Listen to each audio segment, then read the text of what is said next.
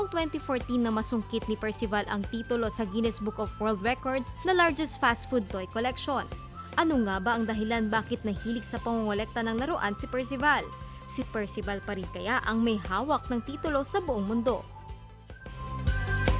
Mga kapuso, please welcome Percival Lugue mula Apalit Pampanga na nasungkit ang titulo sa Guinness Book of World Records sa Largest Fastfood Toy Collection.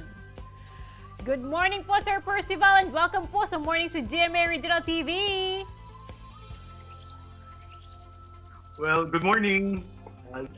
Mornings to GMA Regional TV.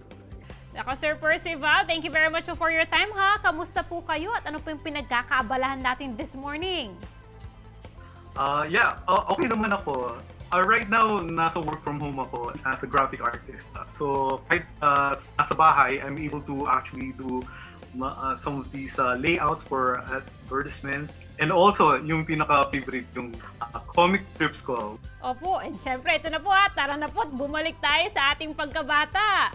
Sir, bakit niyo po nakahiligan ang mga laruan until now?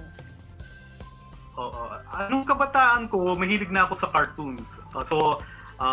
Pinapanood ko noon yung mga cartoons ng Walt Disney, Hanna-Barbera, Looney Tunes, Rankin Bass, all these different companies na talagang very, very focused ako, very engrossed with these cartoons. As a matter of fact, dahil ang dami nilang values na na-inculcate sa akin, ang turing ko sa kanila parang hindi lang animated characters or cartoons, bagkus parang mga kaibigan ko na rin. Ayun. Yes po, Sir Percival, pero tanong na rin po namin, ha? Kailan po kayo nagsimula na mangolekta ng mga laruan? Sabi ko, bata pa, yung mga 5 years old siguro, yun talaga ang something special about me.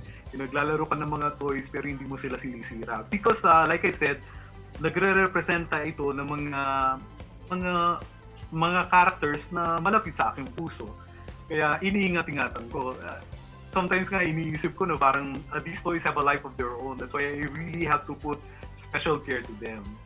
And yun, yung pag-kukulik ko ng toys, nagsimula batang-bata pa lang. Pero yung fast food siguro, nung nagsulputan na yung mga fast food restaurants dito sa Pilipinas, particularly in Pampanga. Before, alam ko mga early 1980s, mayroon na sa mga Manila.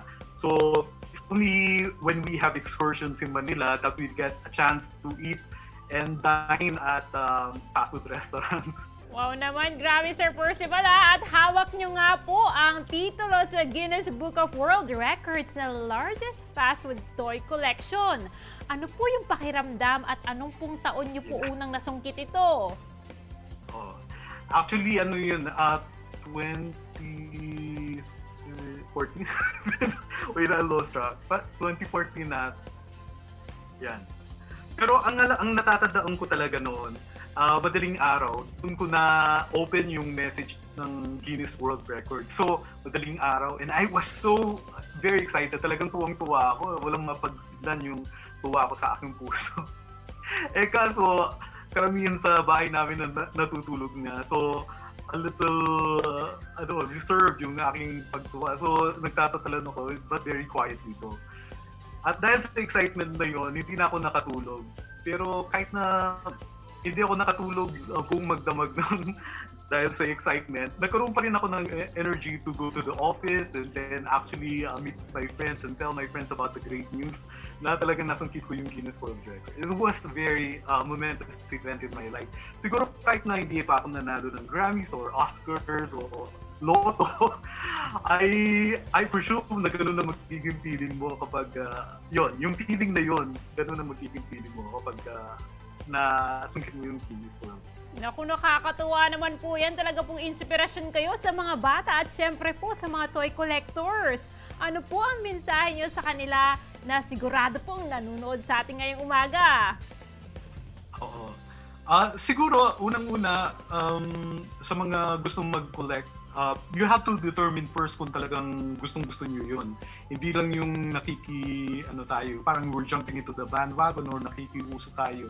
So, dapat alamin mo na talagang gustong-gusto mo ito. So, this collection will be with you for as long as you have them. Yung talagang ibabado mo sila at saka aalagaan. So yun, at saka menos din sa presyo yung gastos, yung mga sayang sa pera. Kasi alam mo na ito ay isang bagay na mahalaga sa buhay. Nako, I agree po, Sir Percival. Have a great day po ha. At maraming salamat po. Ingat kayo. Yeah. Have a great day then. Thank you so much for having me. Tutok lang mga kapuso. Magbabalik ang Mornings with GMA Regional TV. Ito ang Mornings with GMA Regional TV.